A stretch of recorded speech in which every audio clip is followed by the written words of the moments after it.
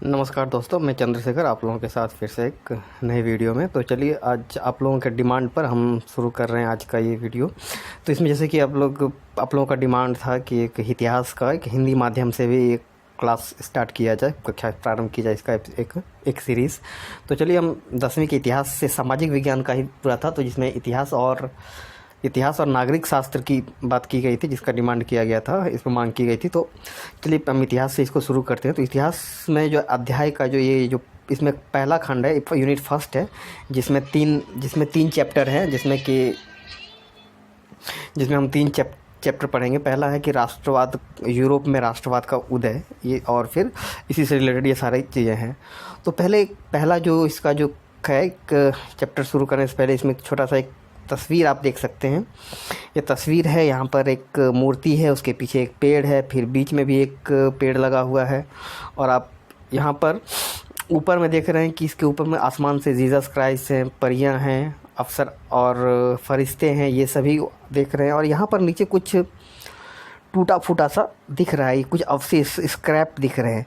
तो जब गौर से देखें तो यह स्क्रैप को, तो इसको जब जूम करके, यहाँ मोबाइल से हम लोग वीडियो बना रहे हैं तो इसमें जूम करने की फैसिलिटी है बेहतर से। तो आप देख सकते हैं यहाँ पर जो ये है, तो ये हमारा कुछ, तो इसमें आप देख सकते हैं ये कुछ टूटे हुए ताज हैं, कुछ अलग अलग, और राजमहल के टूटे हुए टुकड़े वगैरह दिख रहे हैं, राजमहल के बड़े बड़े इमारतों के ताज हैं। यानी कि ये एक्चुअली ये शो कर रहा है कि नहीं, राजतंत्र जो कुलीन तंत्र था उसका जो अवशेष है उसको शो करने की कोशिश कर रहा है इसमें। तो इन सब पर, तो अब चलिए इस तस्वीर के बारे में बात करें। जब ये तस्वीर है, और ये तस्वीर बनाई गई थी 1848 में। जब ये तस्वीर बनी है तो किसी ने बनाया होगा, किसी इंसान ने ही बनाया होगा, तो जाहिर। चलिए देखते हैं। 1848 में एक फ्रांसीसी कलाकार फ्रेडरिक सोरियो ने 4 चित्रों की एक श्रृंखला बनाई थी। इसमें सपनों का एक संसार रचा, एक यूटोपिया बनाया गया, जिसमें इसके शब्दों में जनतांत्रिक और सामाजिक गणतंत्रों से मिलकर बना था। इस श्रृंखला में पहले चित्र में यूरोप और अमेरिका के लोग दिखाए गए हैं। आप देख सकते हैं यहाँ यूरोप और अमेरिका के लोग हैं, ये सारे देख सकते हैं, झंडे अलग अलग हैं, यूरोपीय और अमेरिकन देशों के लोग दिखाए गए। सभी उम्र के सामाजिक वर्गों की स्त्री पुरुष एक लंबी कतार में स्वतंत्रता की प्रतिमा की वंदना करते हुए जा रहे हैं। ये जो मूर्ति है, स्टैच्यू ऑफ लिबर्टी है, ये जो मूर्ति को देख रहे हैं यहाँ पर, ये स्टैच्यू ऑफ लिबर्टी है, यानी कि स्वतंत्रता की जो मूर्ति है वो है, और वंदना करते जा। आपको याद होगा कि फ्रांसीसी क्रांति के दौरान कलाकार स्वतंत्रता को मारेगा। आपने जब 9वीं कक्षा में, 8वीं या 9वीं कक्षा में जब फ्रांस की क्रांति पढ़ा होगा, तो इसमें आपने देखा होगा कि जो फ्रांस की क्रांति है, महिला, यहाँ पर जो स्वतंत्रता को है एक महिला के रूप में पहचान कर रहे थे, महिला के रूप दिया था। यहाँ भी आप ज्ञानोदय मसाल की पहचान सकते हैं जो उसके हाथ में है, और दूसरे मनुष्य के अधिकारों का एक घोषणा पत्र है, जिसमें एक ह्यूमन राइट का एक घोषणा पत्र है। मूर्ति के दूसरे हाथ में एक हाथ में मसाल और दूसरे में एक है, तो आप इसको आप पहचान सकते हैं, इसको पहचान, स्वतंत्रता की मूर्ति है। और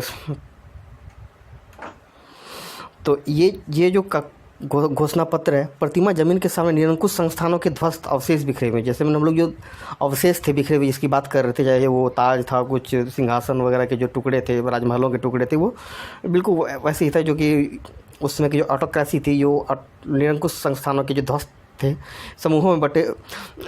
ये सोरियो ने के कल्पना दर्श में, ये सोरियो का जो यूटोपियन जो ये चित्र बनाया था, इसमें दुनिया के लोग अलग अलग राष्ट्रों के समूहों में बटे हुए थे, जिसकी पहचान उनके कपड़ों, राष्ट्रीय पोशाक से होती है। स्वतंत्रता की मूर्ति कही गई से कहीं आगे इस जुलूस का नेतृत्व कर रहे हैं संयुक्त राज्य अमेरिका और स्विट्जरलैंड, जब राष्ट्र राज्य बन चुके हैं। जैसे स्विट्जरलैंड वगैरह इस समय तक राष्ट्र राज्य बन चुके थे, और अमेरिका वगैरह, तो यहाँ पर स्वतंत्रता की मूर्ति से आगे हैं ये लोग जो इसका नेतृत्व कर रहे हैं।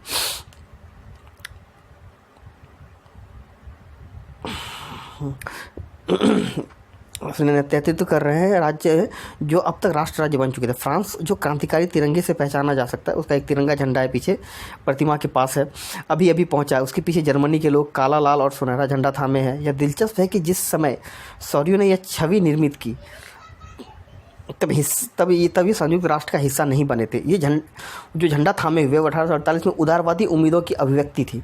इसमें जर्मन भाषी रियासतों के प्रजातांत्रिक संविधान अंतर्गत राष्ट्र राज्य गठित करने की चाहती है। ये दौर ऐसे था जब लोग अपने नया एक राष्ट्र राज्य स्थापित करना चाहते थे, यानी कि एक तरह के लोग एक समान संस्कृति और भाषा और था, एक समान दिखने वाले लोग एक अलग अलग अलग देश बनाना चाहते थे, जिसमें जर्मन भाषी रियासतों को प्रजातांत्रिक संविधान अलग अलग राज्यों में गठित करने की चाह थी। जर्मन लोगों के बाद ऑस्ट्रिया, 2 सिसिलियों की राजशाही, Lombardy, Poland, England, Ireland, Hungary, रूस के लोग हैं।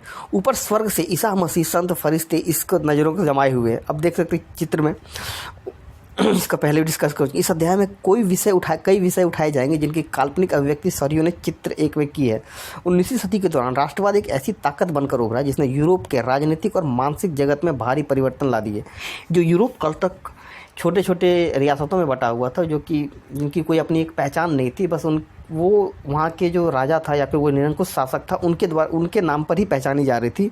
अब वो धीरे धीरे एक राष्ट्र राज्य में वहाँ के लोगों के लिए, वहाँ की पब्लिक की जो पहचान है, जनता की जो पहचान, उनकी भाषा, उनके रहन सहन पर वो जानी जाने वाली थी।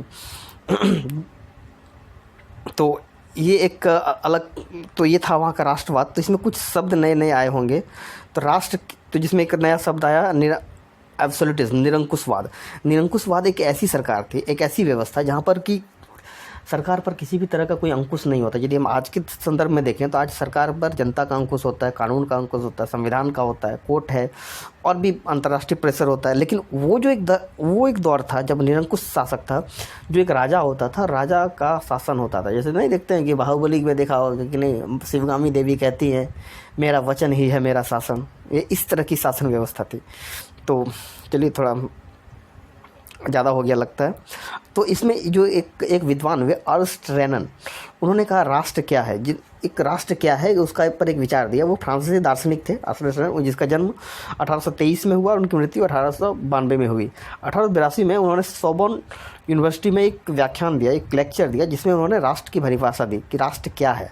इस निबंध में रेनन ने लोगों द्वारा प्रस्तावित विचार की आलोचना की कि राष्ट्र समान भाषा, नस्ल या धर्म क्षेत्र से बनता है। एक लंबी प्रयासों, तो उन्होंने क्या कहा, उनका विचार क्या था, यदि रेनन के शब्दों को यहाँ देखें, एक लंबे प्रयासों, त्याग और निष्ठा का चरम बिंदु होता है। शौर्य वीरता से युक्त अतीत, महान पुरुषों के नाम और गौरव, यह वह सामाजिक पूंजी है जिस पर एक राष्ट्रीय विचार आधारित किया जाता है। अतीत में समान गौरव होना, वर्तमान में एक समान इच्छा संकल्प का होना, साथ मिलकर काम करना और आगे काम करने की इच्छा, एक जनसमूह होने की, यह सब जरूरी शर्तें हैं। जब अतः राष्ट्र एक बड़ी और व्यापक एकता है। उसका अस्तित्व रोज होने वाले जनमत संग्रह है, प्रांत उसके निवासी हैं। अगर सलाह लिए जाने के लिए किसी का अधिकार है तो वह निवासी ही है। किसी देश का विलय करने या किसी देश पर उसकी इच्छा के विरुद्ध कब्जा कर रखने की एक राष्ट्र की वास्तव में कोई दिलचस्पी होती नहीं है। राष्ट्रों का अस्तित्व में होना एक अच्छी बात है, बल्कि एक ज़रूरत भी है। उसका होना स्वतंत्रता की गारंटी है। और अगर दुनिया में केवल एक कानून और उसका केवल एक ही मालिक होता तो स्वतंत्रता का लोप हो जाएगा। यानी इससे पहले बोल रहा था ना कि पूरी दुनिया ईश्वर वगैरह का जो कानून था एक ही कानून है। ऐसे में आप जब पिछले आपने अगर पढ़ा होगा 8, 9वीं या 10वीं के कक्षा इतिहास में, कैसे यूरोप में चर्च का और स्थानीय जो कि सामंतों का था, किस तरह का शोषण था। लेकिन जब लोगों का जो राष्ट्र बना तो वो लोगों की जो जनता का था, जनता के द्वारा एक इसको किया जाने लगा। जनता की इच्छाएं, जनता का विचार, ये सारी चीज़ें बहुत मायने रखने लगी और इसके द्वारा एक मजबूत राष्ट्र का निर्माण की ओर लोग आगे बढ़े। फ्रांस की क्रांति के बाद ये चीज़ें सामने आई। तो चलिए हम लोग जो नेक्स्ट चैप्टर है फ्रांस, यानी कि वो तो एक ऐसा ही था, देखा गया मोटा मोटी तौर पर। अब जो हमारा जो पहला चैप्टर है वो है फ्रांस की क्रांति और राष्ट्र का विचार। तो इसको